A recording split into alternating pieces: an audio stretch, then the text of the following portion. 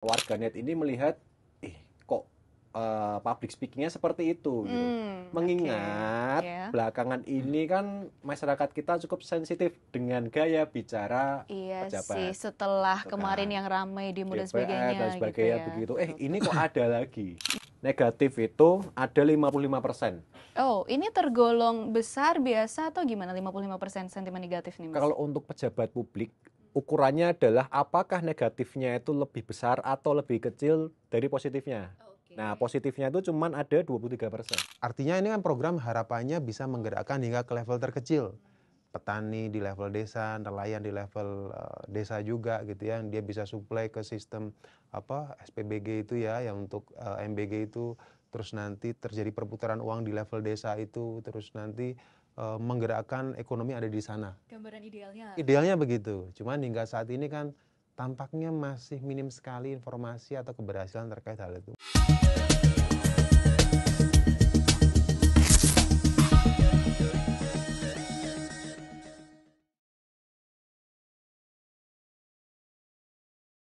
Halo sahabat Kompas, kembali lagi di Bongkar Data. Kali ini kita akan membahas sesuatu yang cukup ramai diperbincangkan oleh publik, baik di tongkrongan mungkin, di kantor, di banyak ruang, dan tentunya juga di media sosial. Tapi saya tidak sendiri, sudah ada bersama dengan saya Mas Iwan, peneliti Litbang Kompas. Halo Mas Iwan. Halo Tina. Baik kabarnya? Baik. Baik. Ada juga Mas Adven, peneliti Litbang Kompas. Halo Mas. Halo Tina. Kita akan ngobrolin soal Menteri baru, Menteri Keuangan, di tengah situasi ekonomi yang penuh guncangan, tidak menentu. Kita sekarang punya Menteri Keuangan baru, Purbaya Yudi Sadewa, yang dimana di hari pertama dilantiknya pun sudah memantik ini ya, publik kok ini gimana ya. Nah, karena perdebatannya cukup seru di media sosial, Mas Iwan, mungkin aku mau ke Mas Adven dulu ya, sebagai pengamat media sosial dari Litbang Kompas. Apa sih Mas yang menjadi obrolan teman-teman di media sosial terkait dengan menteri baru kita ini? Ada sesuatu yang menarik nggak dari situ? Oke Tina, makasih ya. Jadi kalau yang menarik, banyak banget yang menarik. Cuman mana yang jadi porsinya gede gitu ya. Ya. Yang pertama muncul itu adalah ketika dia mengatakan tentang tanggapan tentang 17+8, tuntutan 17+8. Itu tuh setelah dia dilantik kan, Ya. di doorstop itu ya? Ya, masih fresh banget itu, Fresh baru keluar banget. ruangan, doorstop kan, ditanya, Oke. Pak bagaimana pendapat Anda, gitu kan, biasa wartawan doorstop gitu. Nah, salah satu kata kunci yang cukup jadi pergunjingan warganet adalah rakyat kecil. Itu kan tuntutan sebagian rakyat kecil. Kayak gitu. Betul. Artinya apa? Warganet ini sangat reaktif, Betul. gitu kan. Ketika langsung terjadi, saat itu pula reaksinya muncul. Makanya pantauan yang kami lakukan itu sejak 8 September. 8 September itu ketika Hari pelantikan? pelantikan, itu kan pelantikannya Oke. sore hari begitu ya. Oke. Kemudian ada sampai tanggal 10 September. 3 hari 3 ya? hari, 3 hari. Oke. Artinya ini adalah jendela waktu 3 hari masa awal ya menjabat Purbaya Yudi begitu. Sorry aku potong. 3 hari ini tuh cukup mewakili karena memang waktu itu sangat ramai ya. Jadi Ya, cukup bisa mewakilkan Ya. suara-suara publik. Jadi kalau dari sentimennya ya, Tina, Mas Iwan, negatif itu ada 55%. Oh, ini tergolong besar biasa atau gimana 55% sentimen negatif nih, Mas? Kalau untuk pejabat publik, ukurannya adalah apakah negatifnya itu lebih besar atau lebih kecil dari positifnya. Oh, oke. Nah, positifnya itu cuma ada 23%. Oke, bukan lalu setengah-setengah ya, tapi negatifnya 55, kemudian positifnya lebih kecil, 23%. 23. Artinya kan kalau dilihat ini negatifnya 2 kali lipat lebih banyak daripada Oke. positifnya. Nah, ini bisa menjadi satu penilaian statement di awal bahwa warganet ini melihat kok public speakingnya seperti itu gitu. Mengingat Ya. belakangan ini kan masyarakat kita cukup sensitif dengan gaya bicara Iya pejabat. sih, setelah Gitu kemarin kan. yang ramai demo dan DPR sebagainya, dan sebagainya gitu ya. begitu. Ini kok ada lagi seperti itu. Ini mengulang hal yang sama seperti yang sudah terjadi sebelumnya di lembaga lain, yaitu di DPR salah satunya begitu ya. Ibaratnya dihadirkan orang baru yang harapannya di tengah situasi yang tadi aku bilang masih gonjang-ganjing itu memberi harapan, kok muncul-muncul statementnya gini sih gitu ya kira-kira ya membacanya. Ya. Oke. Nah, yang menarik lagi nih, dari 3 hari ketika kami pantau, sebenarnya sentimen negatifnya ini naik. Oh, Jadi di hari pertama itu kan karena sore hari ya, sehingga ketika dipantau ya cuman ibarat kata setengah hari Setengah hari, begitu ya. oke. Negatifnya itu baru 38% sebenarnya. Gitu. Hmm. Baru di hari kedua itu naik jadi 58%. Oh, tinggi. Karena Ya. ada peristiwa susulan. Oke. Yaitu Yang mana itu? anaknya Purbaya posting di IG Oke, story yang yang katanya CIA itu. Oke. agen CIA Amerika gitu kan. Bisa melengsarkan itu ya katanya Ya, ya. itu kan memang yang melakukan bukan Purbaya, tetapi kan anggota keluarganya dia. Artinya memang imbasnya ke nama Menteri baru kita seperti Like itu. father like son katanya kan Iya, gitu. kayak bapak sama anak sama saja. Iya. Ini kata-kata warganet, bukan kata-kata saya. Cuman Oke. minjem dari yang Mengutip komentar-komentar ya, kebanyakan komentar seperti itu ekspresinya. Iya. Kemudian di hari ketiga tanggal 10 negatifnya 74%.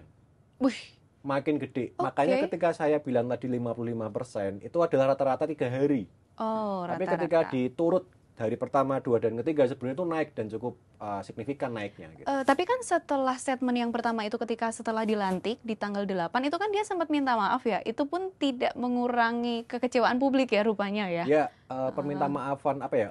Pejabat publik ketika minta maaf belakangan ini gitu kan. Value-nya itu tidak kemudian bisa menghapus dosanya ibarat kata Oke, begitu ya. publik Itu juga- kita relatif cukup ini oke ya Iya. dalam membaca Jadi situasi. ketika ini sebenarnya dia itu minta maaf untuk tulus atau mempertahankan jabatan misalnya kayak gitu ya. Masyarakat kita cukup skeptis ya Udah melihat skeptis itu. ke situ. Ini Iya, cuma iya, iya. formalitas, siapa aja juga bisa minta maaf atas kesalahannya. Tapi apakah benar-benar kayak gitu? Sampai ada yang bilang menteri yang 1 hari 1 klarifikasi kayak gitu. oke, Kenapa? oke. Karena di hari ketiga, hari berikutnya itu kan ada momen rapat dengan DPR Ya, begitu ya. betul. Dan kalimat yang cukup menggema di dunia maya adalah boleh koboi tapi ada isinya. Betul. Nah itu. Jangan kosong Jangan gitu kosong ya. gitu kan, jangan cuman besar omongnya begitu kan. Nah di sini sebenarnya dalam 3 hari yang kami lacak, intinya adalah pertama warganet itu masih terbawa atau terngiang dengan pengalaman pejabat publik sebelumnya yang tutur bicara di depan publiknya itu selengean atau yang ada kata-kata yang cukup tajam adalah mana empatinya begitu. Ketika dia ada kata kunci rakyat kecil begitu, Betul, meskipun udah betul. minta maaf begitu ya. Kemudian yang kedua adalah keraguan warganet terkait dengan kemampuan Menteri Keuangan yang baru kita ini untuk memperbaiki ekonomi Indonesia. Itu juga oke. statement di hari pertama yang perlu digarisbawahi bahwa saya berjanji Ya. bisa tembus sampai 8% kayak gitu. Iya. Itu kan suatu hal yang sangat besar gitu kan. Kemarin aja kita dapat 5 koma itu udah kayak wah ini bisa? berkah banget gitu dan banyak yang wow sampai gitu kan. Masa sih gitu Nah, juga. itu kan dan ini kan dia mau menarget 8%. Target Ya. boleh aja, tetapi ini lebih pada bagaimana penyampaiannya di depan publik. Percaya diri boleh. Mungkin DPR juga melihat ya. Anda boleh lo percaya diri. Tapi gitu. jangan overconfidence Iya ya. gitu. Nah itu sih Mbak Tina yang bisa aku sampaikan dari pemantauan di media sosial gitu ya. Oke, menarik ya Mas Adven tadi ternyata memang kita juga melihat dan mungkin merasakan, sahabat Kompas juga mungkin merasakan ketika ini kan der-der-dor setelah demo segala macam ada reshuffle, kemudian datang menteri baru yang harapannya bisa membawa harapan baru di tengah situasi ekonomi. Sayangnya yang gak disayangkan ini kok komentar-komentarnya agak sedikit melukai lagi publik gitu ya, menarik. Tapi mungkin aku mau geser dulu ke Mas Iwan. Tadi Mas Iwan, kita dihadirkan menteri baru yang harapannya di tengah situasi ekonomi yang tidak mudah ini bisa menghadirkan gebrakan-gebrakan baru, tapi ternyata cukup melukai hati publik gitu ya respon-responnya. Menurut Mas Iwan gimana? Kalau Mas Iwan sendiri ini kira-kira membawa harapan baru nggak sih dengan hadirnya menteri baru ini, dengan kebijakan-kebijakannya juga yang nanti juga akan kita obrolkan? Iya, kalau harapan baru sih saya rasa setiap pemerintahan, setiap kabinet itu pasti punya rencana yang mungkin baik ya di jangka menengah ataupun panjang. Kalau terkait dengan menteri baru ini, si Bapak Purbaya ini, memang kalau kita lihat rekam jejaknya, dia termasuk orang yang memiliki pengalaman yang cukup panjang di pemerintahan. Karena berapa kali dia berada mungkin di staf ahli atau staf khusus di sejumlah kementerian koordinasi begitu ya, yang bahkan terkait dengan perekonomian juga. Dia juga memiliki pengalaman di Kadin juga kalau tidak salah ya. Artinya dia secara ekonomi real begitu ya, dia pasti sedikit banyak paham terkait dengan hal itu gitu. Nah, karena dia berada di ruang fiskal terkait dengan keuangan negara. Nah, ini yang sebenarnya patut kita sorot terkait dengan kinerjanya. Kalau tadi Adven membahas terkait dengan bagaimana media sosial melihat sosok ini dalam kemunculan awalnya ya dalam gitu ya. statementnya, dalam ungkapan-ungkapannya yang mungkin untuk saat ini yang sangat sementara ini tone-nya katakanlah masih relatif negatif. Ya. Bisa jadi nanti begitu jalan ya segala sesuatu bisa berubah menjadi lebih baik atau bahkan lebih buruk gitu ya. Nah, sesuatu yang menarik dibahas di sini begitu ya terkait dengan kebijakan Menteri baru terkait dengan rencana dia untuk menempatkan alokasi kas negara begitu ya ke sejumlah bank-bank himbara begitu. 200 triliun Nah, ini itu kan sebenarnya kan hal yang menarik ketika menurut saya persoalan fiskal coba diatasi dengan moneter. Jadi bagaimana caranya menambah jumlah uang beredar di masyarakat yang harapannya menambah pertumbuhan ekonomi yang tinggi. Nah, kalau kita lihat dari surat kementerian, dari Kementerian Keuangan terkait dengan pengelolaan kelebihan atau kekurangan kas untuk mendorong pertumbuhan ekonomi, ini kan kita lihat ada 5 bank pemerintah ini yang ditempatkan pendanaan sekitar 200 triliun ini kan penempatan waktunya sekitar 6 bulan begitu, atau bahkan bisa diperpanjang. Nah, logikanya kalau waktu 6 bulan, penempatan uang itu sebanyak 200 triliun itu di sejumlah bank, itu kan untuk alokasi kredit. Nah, kredit dalam tempo 6 bulan ini kan berhubungan dengan kredit yang cenderung konsumtif gitu ya. Jangka pendek. Jangka pendek. Jadi harapannya dengan penempatan uang di situ, uang ini bisa disalurkan ke masyarakat untuk kepentingan konsumtif. Nah, tentu saja ini kan menyasar di kelompok ekonomi tertentu. Dalam tempo yang pendek diserap untuk konsumtif kreditnya, ini kan pasti cenderung menyasar ke kelompok-kelompok menengah begitu ya, yang notabene dia memiliki kemampuan finansial, memiliki penghasilan yang boleh dikatakan bankable lah. Nah, cuman itu tadi, apakah ini efektif? Ya, ini pasti akan kita lihat sepanjang dalam kurun waktu 6 bulan ke depan. Karena kalau kita lihat sekarang dalam kondisi ekonomi yang cenderung relatif stagnan ataupun turun begitu ya. Ini kalau menurut saya itu relatif berat ketika masyarakat itu akan mengambil kredit. Contoh ketika sekarang kredit terkait dengan otomotif itu kan mengalami penurunan yang cukup tajam. Ya, artinya daya beli masyarakat itu mungkin sedang membatasi gitu. Nah, dengan demikian kredit yang ditaruh di bank-bank himbara tadi ini kan ada kemungkinan menjadi tidak terserap karena memang bukan karena masyarakat itu tidak ingin kredit, karena memang daya belinya dia sedang menurun melihat kondisi yang berada saat ini. Gaji relatif stagnan, ekonomi yang cenderung juga masih banyak goncangan, ini kan membuat orang lebih cenderung cenderung untuk melihat ke depan kira-kira lebih baik aku berjaga-jaga dibanding aku mengambil kredit. Karena kalau kita lihat sekarang tren dana pihak ketiga di perbankan itu terus meningkat. Artinya masyarakat lebih baik nyimpen duitnya di bank daripada untuk konsumsi. Kalau kita lihat seperti itu. Apalagi untuk pinjam, ini kan lebih tanda kutip berisiko. Kalau kita lihat masyarakat tidak mengambil kredit, itu kan berarti ada kemungkinan terkait dengan kemampuan dia untuk membayar hal itu gitu. Nah, itu menjadi mungkin akan terserap oleh masyarakat yang dana kas ditaruh di bank-bank himbara tadi ketika suku bunganya rendah. Tetapi itu tadi, dengan tingkat suku bunganya rendah, bisa jadi kredit itu terserap. Tetapi kalau kondisi ekonominya cenderung stagnan, ya lagi-lagi malah berisiko bagi perbankan itu sendiri, NPL-nya bisa meningkat. Nah, ini kan menjadi tantangan yang tentunya tidak mudah begitu saja sekedar kita naruh uang di bank tetapi tidak memperhatikan faktor lainnya terkait dengan kondisi perekonomian secara umum. Ini menarik ya Mas, karena tadi Mas Iwan bilang ini kan sebenarnya sebuah upaya untuk supaya balance nih antara fiskal dan juga moneternya juga dimainkan. Tapi menurut Mas Iwan sebenarnya efektif nggak sih? Sebenarnya apa sih yang membuat akhirnya pemerintah dalam hal ini secara spesifik Kementerian Keuangan melalui Menteri baru Pak Purbaya itu mengeluarkan ini? Dan ini wajar nggak sih Mas? Kayak mungkin publik juga tergambar dari media sosial yang akhirnya ternyata kita punya ya uang simpanan di bank, dan ini sesuatu yang wajar nggak sih Mas sebenarnya dilakukan setengah situasi yang seperti ini? Ya pasti kalau terkait dengan pengelolaan kas, negara pasti punya kas ya, karena kan kondisi itu kan perlu perlu upaya dari negara ketika terjadi situasi yang mungkin darurat terkait dengan bencana alam atau terkait dengan upaya untuk menstabilkan rupiah dari tekanan dolar dan seterusnya. Artinya kas itu pasti adalah negara untuk menyimpan hal itu gitu ya.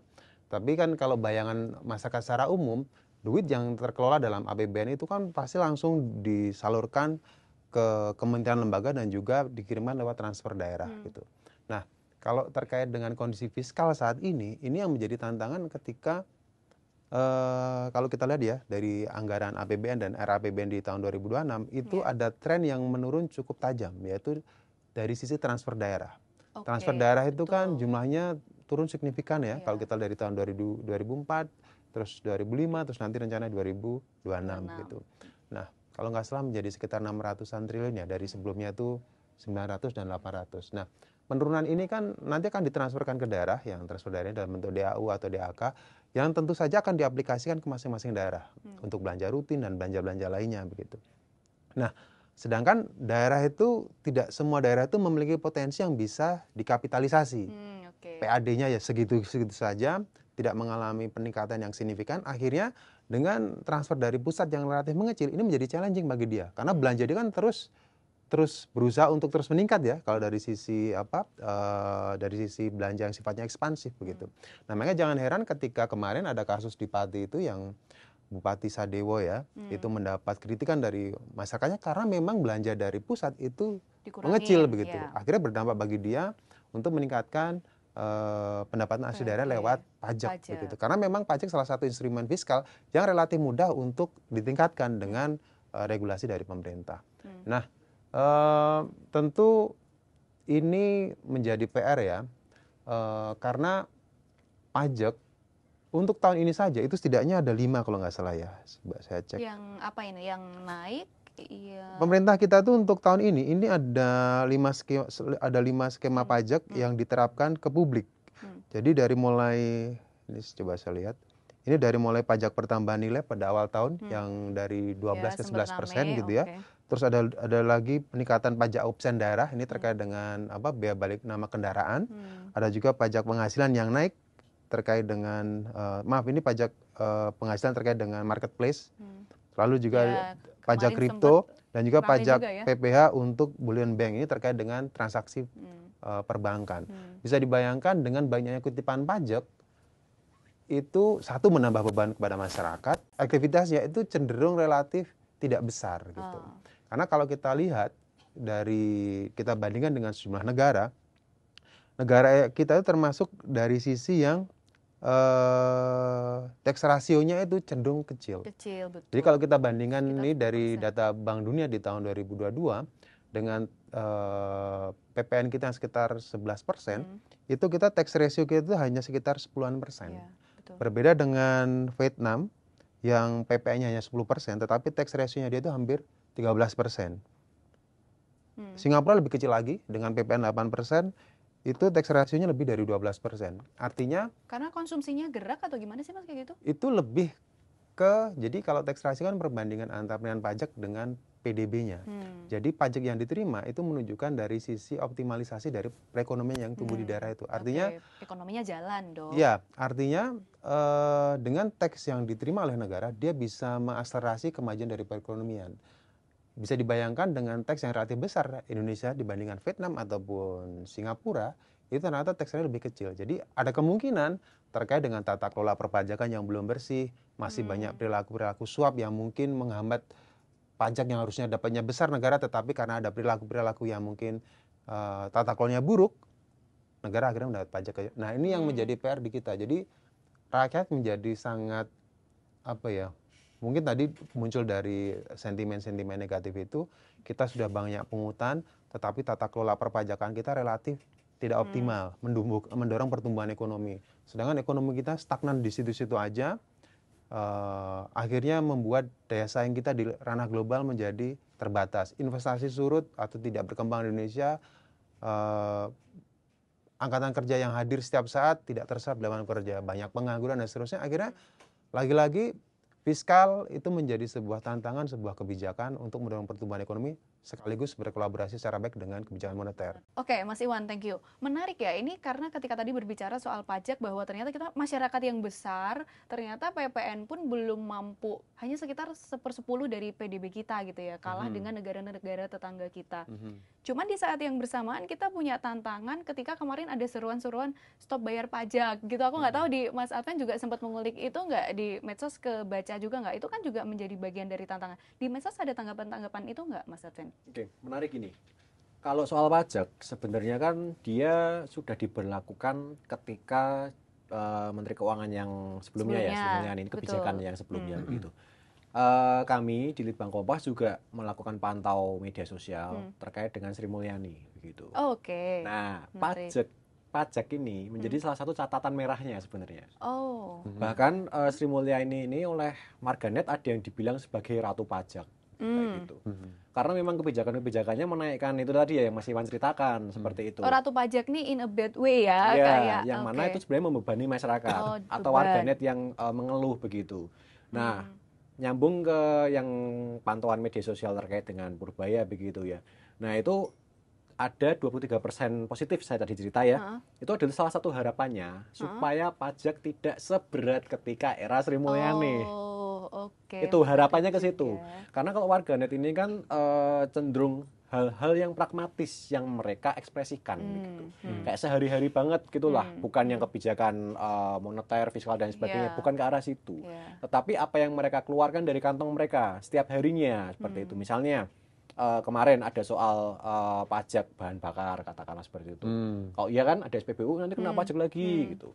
Atau misalnya sempat warisan tanah rumah itu juga dijadikan kena pajak tambahan, elemen lain, komponen lain begitu. Oke. Nah, hal-hal seperti itu yang sebenarnya menyumbang justru negatif di Sri Mulyani dan positif di Purbaya. Dan Purbaya ini diharapkan bisa menata ulang soal kebijakan perpajakan ini yang dirasa semakin berat karena itu tadi yang Mas Iwan ceritakan, kondisi ekonomi ini tidak ideal untuk menaikkan pajak begitu. Betul, karena tadi banyak pengangguran meskipun dalam catatan tren panjang kan turun, tapi kita melihat faktanya antrean job fair di mana-mana, banyak yang terkena PHK, itu kan menjadi tantangan tersendiri dan ternyata itu malah bagian dari harapan publik yang melihat wah Pak Purbaya ini ditagih nih, gimana nih supaya masyarakat nggak ditekan pajaknya, padahal dari sisi keuangan negara pajak ini masih menjadi salah satu yang paling dominan untuk kita harapkan bisa mendanai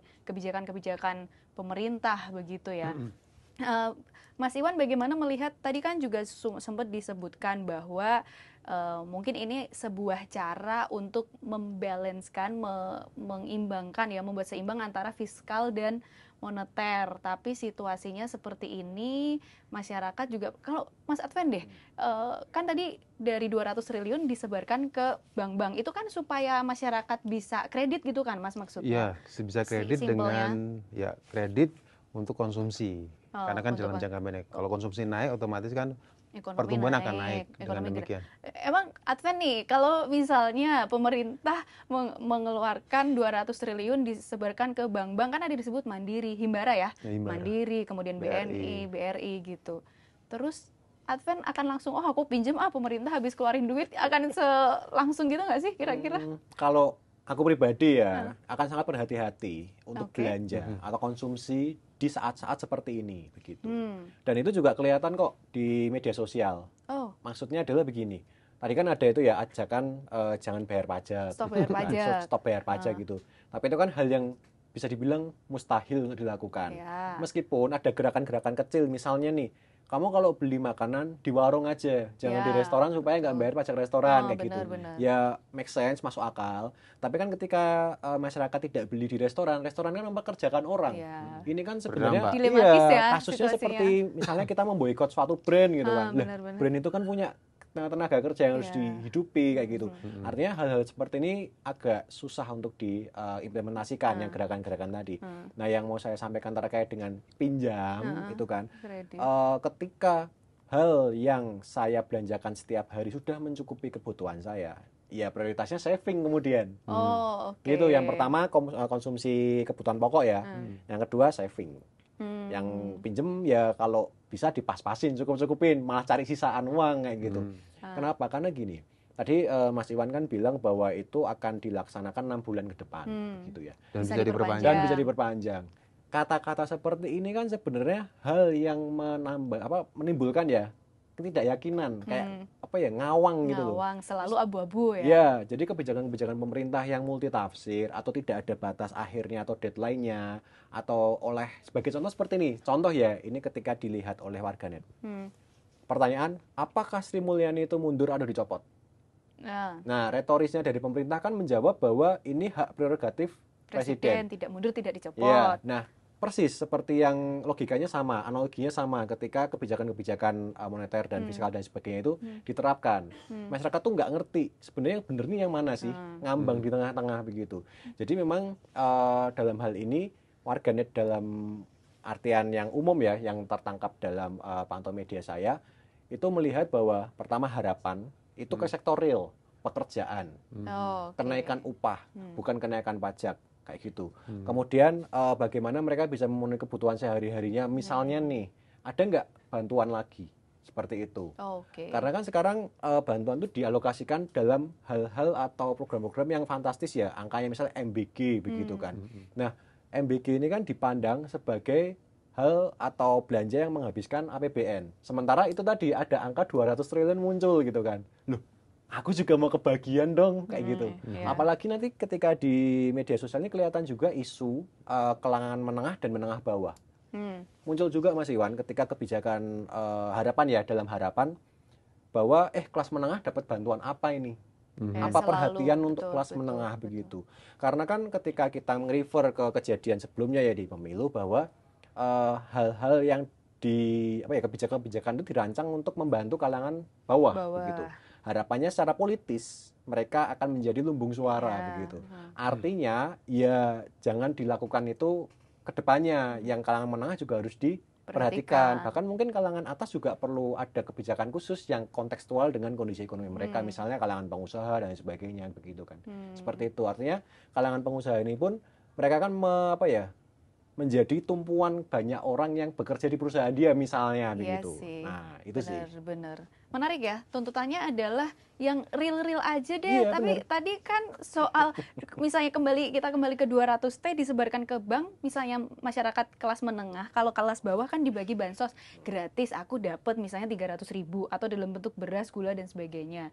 Tapi kelas menengah, nih aku kasih nih, tapi kamu kredit dulu ya, kamu harus minjem. Kan artinya juga harus ada kos yang dia bayar melalui bunga dan sebagainya gitu ya. Ini berarti mungkin menjadi sangat relevan ketika misalnya kita kembali ke tuntutan masyarakat sebelumnya soal di mana keadilan itu, keadilan yang artinya memang untuk semua, bukan hanya kalangan yang tertentu aja gitu ya. Tapi menarik nih Mas Iwan, misalnya contoh, aku nggak tahu ya nanti sahabat Kompas akan seperti apa menyikapi ini, apakah juga akan sama seperti Advent, nggak lalu pemerintah menggelontorkan 200T tapi harus dengan cara kita pinjam gitu kan, apakah sahabat Kompas juga akan seperti itu? Bisa jadi tanggapannya seperti Advent dong Mas, yang dia akan, aku hati-hati aja deh situasi ekonominya masih seperti ini, mending aku jaga konsumsi, malah kalau bisa nabung. Itu gimana? Nanti yang 200T nggak akan bekerja dengan maksimal dong? Iya, logikanya memang begitu, karena kalau nyambung seperti yang Advent bilang ya, katakanlah Advent ini menengah ya dari sisi penghasilan dan juga tingkat pengetahuan dari sisi pendidikan.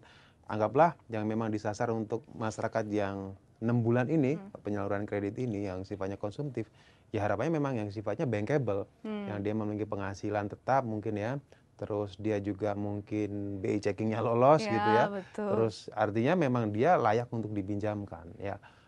Ya bisa dibayangkan juga sih kalau seandainya juga disertai juga dengan kebijakan fiskal lainnya, insentif terkait dengan misalnya yang mungkin sekarang sedang turun kredit terkait mobil misalnya begitu ya, yang sedang turun kredit terkait dengan mobil, insentifnya digedein tuh. Jadi bunganya sangat ringan, dikasih kemudahan, ya harapannya orang kredit untuk beli mobil yang memang tuh masih mungkin ya, orang akan beli mobil dengan harga relatif murah bunganya begitu ya, dan dengan kemudahan-kemudahan lainnya, itu mungkin gitu ya. Tetapi itu tadi, orang mau kredit yang mungkin nominalnya relatif besar, ya pasti ngelihat kemampuan dia. Artinya kemampuan dia kira-kira penghasilanku cukup nggak, dimana di saat bersamaan orang yang mungkin seperti sudah berumah tangga, biaya sekolah juga naik, biaya kebutuhannya juga naik, bahkan kalau teman-teman belanja beras sekarang itu juga harganya naik. Ini curhat yang real ya. Artinya itu kan menjadi tantangan ketika itu disampaikan gitu ya. Artinya kebijakan fiskal itu harapannya bisa menstimulasi hadirnya daya beli masyarakat lebih baik begitu ya, dan juga pasti disertai dengan kebijakan moneter yang mungkin sepadan begitu. Jadi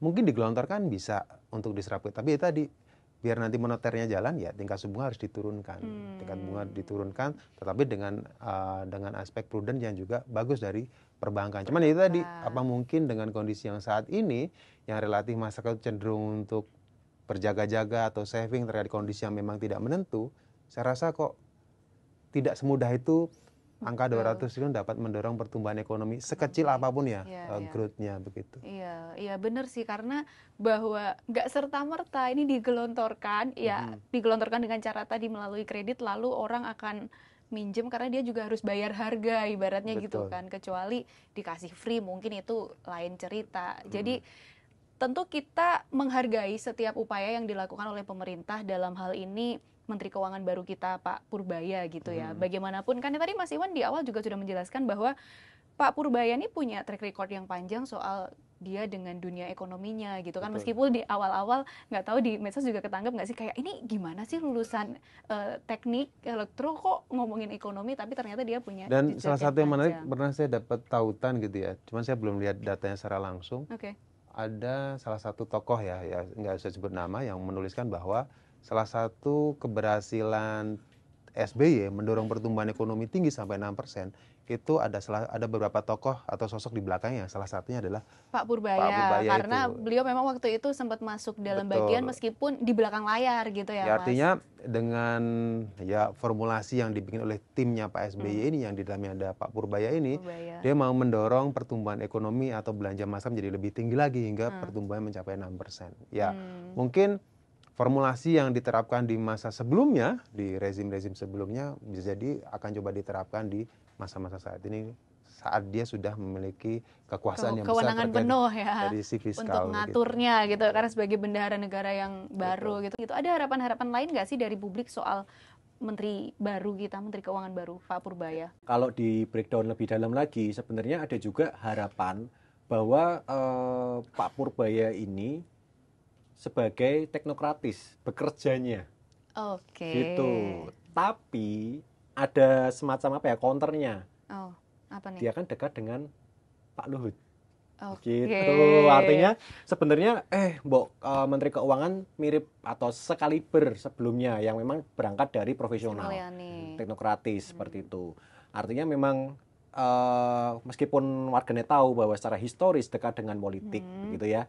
Tapi diharapkan ke depan ya jangan jadi dalam tanda kutip ya boneka, maaf kata gitu ya. Harapannya menjaga independensinya. Ya, dia secara independen punya kebijakan yang bisa dipertanggungjawabkan secara metodis, secara keilmuan dan profesional untuk mengelola keuangan negara, bukan menjadi pelayan kepentingan penguasa ataupun hanya untuk keunggulan politik aja. Itu harapannya ke situ. Ini harapan berbau tuntutan sih sebenarnya. Makanya harapan ya lebih nuntut, maksa kamu jangan ikut ini ya, jangan ikut arus, istilahnya kayak gitu. Dari Mas Iwan ada yang mau disampaikan sebelum kita closing? Harus ngapain ini? Salah satu yang dilakukan oleh Kementerian Keuangan adalah mengalokasikan anggaran gitu ya.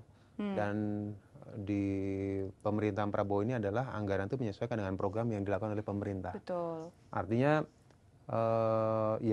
Menteri Keuangan kan boleh dikatakan kan sebagai tanda kutip kasir begitu ya, menyediakan duitnya terkait dengan alokasi anggaran-anggaran ini. Nah, memang salah satu anggaran yang besar untuk di tahun depan salah satunya terkait dengan MBG yang sampai lebih dari 260 triliun ya. Artinya sebelum itu memang dialokasikan di tahun 2026 ya, untuk sekarang sudah berjalan ya, untuk tahun 2006 yang tentu saja lebih banyak dibanding tahun ini. Itu program ini layaknya untuk dievaluasi terlebih dahulu, bagaimana implementasinya di masyarakat, terus pelaksanaannya seperti apa. Karena kalau kita lihat dari sisi penjelasannya atau keterangannya, MBG-nya luar biasa sebenarnya. Luar biasa apanya nih, Mas? Artinya ini kan program harapannya bisa menggerakkan hingga ke level terkecil. Petani di level desa, nelayan di level desa juga gitu ya. Dia bisa supply ke sistem SPBG itu ya, yang untuk MBG itu. Terus nanti terjadi perputaran uang di level desa itu, terus nanti menggerakkan ekonomi ada di sana. Gambaran idealnya. Idealnya begitu. Cuman hingga saat ini kan tampaknya masih minim sekali informasi atau keberhasilan terkait hal itu. Mungkin ada tapi kan belum semua.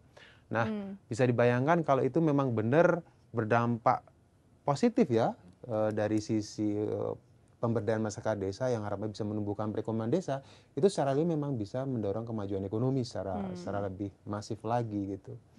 Nah, cuman untuk saat ini tampaknya belum begitu optimal. Nah, saya rasa Kementerian Keuangan dan juga kementerian-kementerian lainnya dan juga pemerintah dan timnya Pak Prabowo ini untuk bagaimana caranya ini dievaluasi ulang. Kalau memang firm untuk mendorong pertumbuhan ekonomi bisa dilakukan dengan cara-cara yang mungkin lebih optimal lagi. Karena kalau kita lihat kemarin dari tren kemiskinan, ini versi BPS ya, yang lagi-lagi data BPS yang memang kita lihat tren kemiskinan kan terus menurun tuh. Drastis. Dan salah satu penurunan yang relatif cepat itu kan di level pedesaan. Nah, kalau klaim salah satu ya klaim dari institusi pemerintahan yang menyatakan bahwa banyak program-program yang menyasar pedesaan itu yang berdampak positif. Makanya kenapa kemiskinan cenderung menurun di desa dan koefisien Gini di sana itu cenderung relatif kecil. Jadi memang merata gitu. Meskipun memang di desa cenderung ini bukan karena bansos tadi. Bukan karena garis kemiskinan diubah. rendah. Karena ini kan ini versi mereka ya. Ini saya ngomong versi mereka Oke. ya. Klaimnya mereka begitu. Ya artinya ya katakanlah ini benar. Berarti kalau itu memang benar harus dioptimalkan dengan cara ya dievaluasi ulang. Karena jangan sampai Kementerian Keuangan yang dia bertanggung jawab terkait dengan alokasi anggaran itu menjadi boleh dikatakan udah yang penting lu siapin anggaran buat gue, kita mau belanja seperti ini, sudah yang penting kamu siapin. Kalau seperti itu kan jadi tidak ada teknokratis yang sifatnya itu mendorong kemajuan gitu. Jangan sampai malah ini kontraproduktif. Hampir 70% atau sekitar 70% APBN kita memang dari pajak yang dipungut sana sini, dan tadi di tahun ini sudah ada 5 pajak yang memang akan diterapkan atau sudah diterapkan yang akhirnya menjadi nggak optimal ketika memang implementasinya menjadi tidak maksimal di lapangan begitu. Tadi menarik soal MBG, aku jadi ingat Mas, beberapa waktu lalu kan sempat ada ulasan dari Litbang juga ngomongin hasil survei ya, yang bahwa ya MBG itu kan idealnya tadi bisa mengucur ke masyarakat, ke desa-desa, daerah karena pertanian lah katakanlah. Tapi dari hasil survei Litbang, aku lupa angka persisnya berapa, tapi bilang bahwa belum berdampak. 70%. Ya besar kan, berarti belum berdampak karena belum banyak juga yang dilibatkan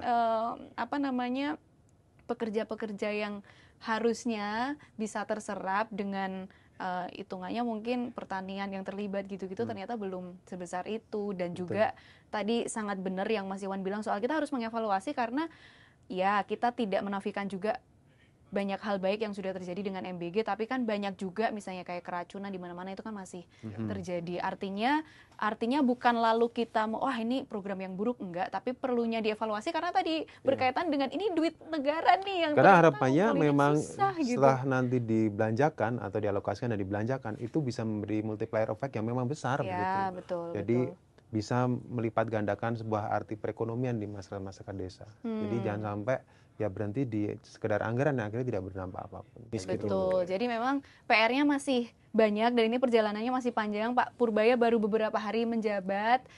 Kita tentu berharap semua sahabat Kompas ini menjadi hal-hal yang mungkin kita sempat negative thinking di awal bisa dijawab oleh Pak Purbaya dengan gebrakan-gebrakan in a good way ya, yang supaya bisa tadi keresahan-keresahan Mas Iwan, Mas Adven dan sobat-sobat di medsos warganet yang diwakilkan dan juga mungkin sahabat Kompas yang juga merasakannya. Kita tentu berharap bahwa Indonesia akan lebih baik dengan kepemimpinan Kementerian Keuangan yang baru oleh Pak Purbaya. Aku rasa cukup Mas Iwan, Mas Adven, thank you banget sharingnya. Pasti akan ada banyak hal lagi yang akan kita bahas berikut-berikutnya, bisa jadi gebrakan apalagi dari Pak Purbaya. Nanti kita akan bahas berikutnya di pertemuan-pertemuan dengan rekan-rekan bongkar data lainnya. Cukup dulu untuk sesi kali ini. Jika sahabat Kompas ada hal-hal yang mungkin mau di-sharingkan ya, tadi kan banyak curhatan di medsos, bisa curhat-curhat di kolom komentar. Nanti kita akan bertemu lagi di episode bongkar data berikutnya. Terima kasih. Salam.